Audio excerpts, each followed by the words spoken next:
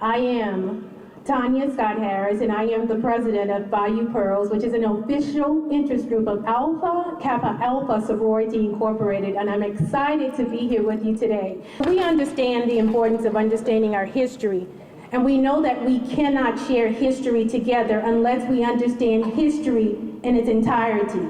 So now I'd like to call up Mr. Aiden Wolford, and he's going to share with us the meaning of Juneteenth. So many of you know that this event was rescheduled from Juneteenth until today. And so we had already asked Mr. Wolford to come up and share with us the meaning of Juneteenth and why we should take such an interest in understanding our history as well. We welcome you up, Mr. Wolford. On June 19, 1865, Union General Gordon Granger arrived in the city of Galveston, Texas. He issued General Order Number 3, which reads, "The people are informed that in accordance with a proclamation from the Executive of the United States, all slaves are free. This involves an absolute equality of personal rights and rights of property between former masters and slaves, and the connection heretofore existing between them that becomes that between employer and hired labor. The freedmen are advised to remain quietly at their present homes and work for wages. They are informed that they will not be allowed to collect at military posts and that they will not be supported in idleness either there or elsewhere." In short, this stated that every enslaved person in Texas was to be set free. We celebrate Juneteenth because it symbolizes the last slaves being freed from the bonds of slavery and emerging with a determined resiliency to forge ahead. 157 years later, we acknowledge the historical significance of the journey to African American freedom in the United States. Juneteenth was and is a pivotal moment in the framework of our nation in the hopes that we shall continue to live up to the ideals of our founding fathers for a more perfect union. We celebrate this monumental occasion as we remember and as we support truly uniting all people in these United States of America.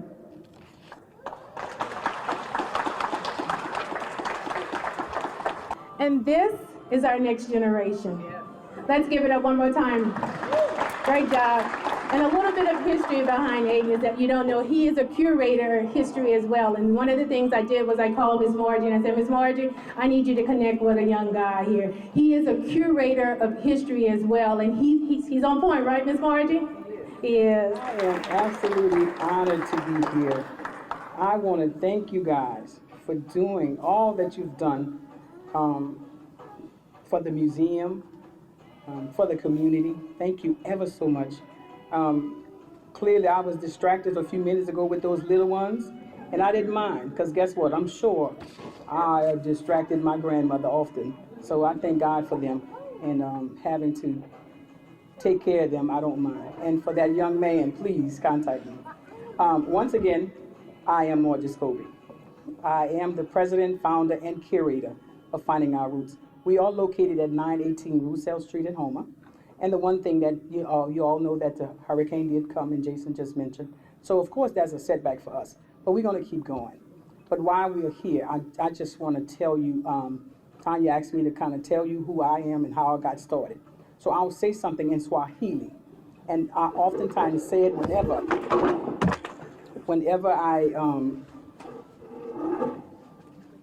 wherever I am, I oftentimes say Mimi Nisi Yote Ya Baba Zantu, and I am the voice of my ancestors.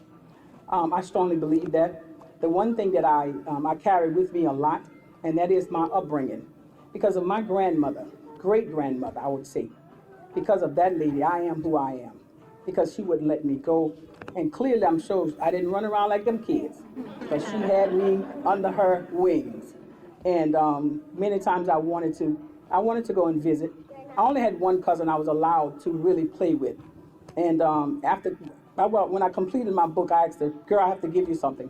When she got to that chapter, she started to cry. She was like, "Girl, I thought you forgot about us in the neighborhood."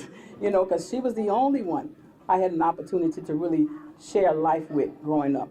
And I had a wonderful life. We were not rich. I'm glad we were poor. Because of that, we learned to love. And that's the key. If you can learn to love, guess what? That's going to take you in so many places. When you can learn to put blinders on and know that we as a people are just that people. I love Jason. I don't care the color of his skin. I definitely love Tyler. Oh my God. So, and you know, and also, Angela, I see you back there. I don't think I don't see you. I see you. And Miss Brenda. I'm sorry. I love you. I definitely love you. Because, you know, we are people and we must do the will of God who sent us. And I'm not here to preach a sermon because that's not what I'm here for. We got Sunday for that. But at the same time, to share with you guys, to remember that we came from a place, when you're saying coming across the waters and being able to survive, when you look at yourselves, understand somebody made it. And because of that person made it, you're here. So don't ever think that, oh, because we came over, it was bad. Oh, I'm sure. But guess what? Only the strong survive. And that's who we are. And the one common thing that we all have, and this is this song that each of us, and I'm sure you all could relate to this song. The one song, and I'll try my best to sing it in the language, and you all can relate to this song. And when you hear it, if you all can join me, I would greatly appreciate it. Everybody, you ready? I'm sure you can relate to it. You ready? Yeah. On earth, he will with you. Ikai guyon na kushon yon will say Ikai guyon lo say amazing grace, how sweet the sound that saved a wretch like me. I once was lost, but now I am found. Was blind, but now I see. And I thank you. I was talking to Tyler, who said, Tanya, Miss Margie, she's now Princess Margie. I said, how so? Tell me more. So I don't know. He said, I don't know. You just have to talk to her. So Miss Margie, oh, she's talking to curator Aiden. So tell the people a little bit more why you've been coined Princess Margie Scobie. Well, the story goes back when my great time sixth grandfather, he made it here. He was captured in 1778, and he was purchased by a familiar name. I'm sure you guys all know these people by the name of Foster. Thomas Foster. He was once the governor, and that family, actually they had my family out in Mississippi. But the prince, his name is Ibrahim Rockman Suri. And so my grandmother would oftentimes say, gal, we came from royalty. And I was like, Mom, I don't know what she's talking about, right? Mama just say stuff. And my aunt, oftentimes, she would repeat what Mama had oftentimes told us. You have to remember, Mama said we came from royalty.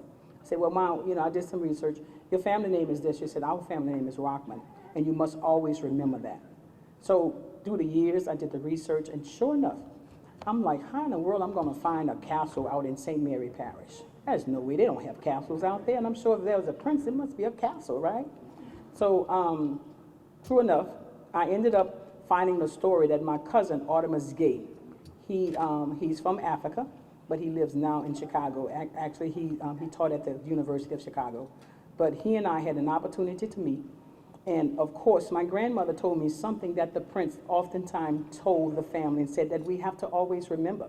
So when I went to pick the art up at the airport, I told him before we go any further, you need to know what I know. And that's a family. It's something about the family.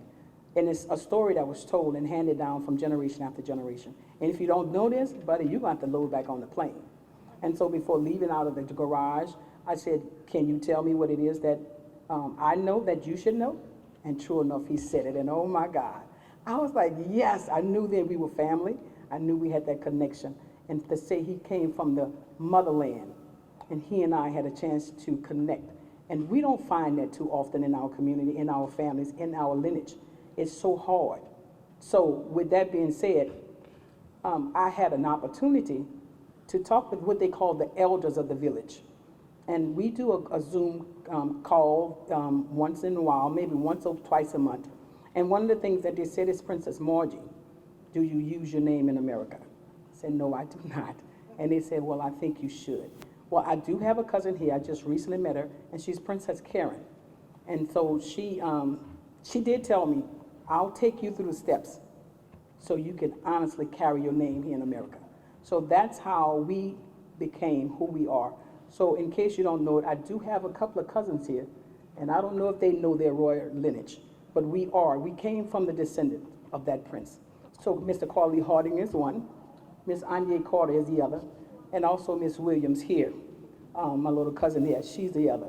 So if anybody else in here is related to me, and no one else, so okay, well those are the ones that I do know for certain that we came from that royal prince. Also, Tyler, you wanted me to do something more? Where's Tyler?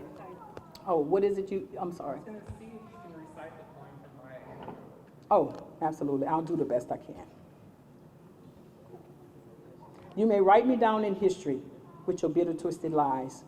You may trod me in the very dirt, but still like dust I rise. Does my sassiness upset you? Are you beset with gloom? Because I walk like I got oil wells pumping in my living room. Just like the moons and suns with the certainties of tides, just like hope springing high, still I rise. Does my sassiness offend you? Does it come as a surprise that I dance like I got diamonds in the meeting of my thighs? Out of the huts of history shame I rise. Up from a past rooted in pain I rise. I'm a black ocean leaping and wide, welling and swelling I bear in the tides. Leaving behind the nights of terror and fear I rise. Into a daybreak that is wonderfully clear I rise.